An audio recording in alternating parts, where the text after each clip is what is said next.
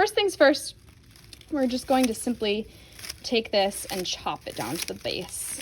After that, trimming is emptying out the pot, just like so. Kind of give it a squish and dump it out.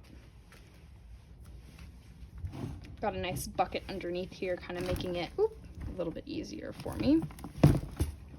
Take this and just start taking off all the soil that we possibly can from that main hub of roots.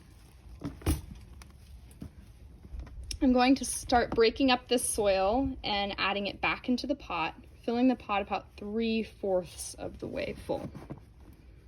I am adding 1 tablespoon of worm castings. Now I'm taking 1/2 tablespoon of fertilizer mix and sprinkling this onto the soil.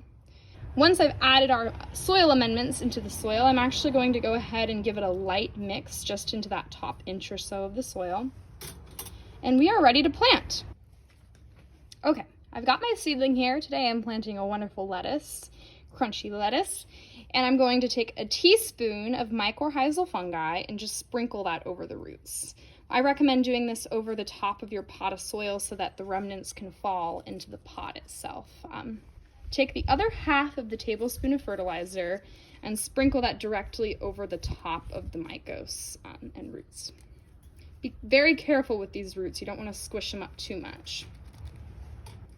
So I'm going to put the seedling right in the pot, take the soil from our plants, and always make sure that you're taking bits of live matter out like this, because this can actually kind of rot in the soil. This is better for a compost bin than it would be in our little tiny containers here.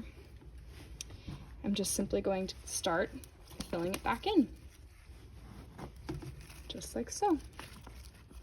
You want to cover the stem really well, and you want to make sure the pot is pretty full. So that is the process of planting your seedlings. I'm now going to simply just water this in, put a little plant stake in there with the date I've planted it, and keep it in the shade until I see some new center growth coming in strong.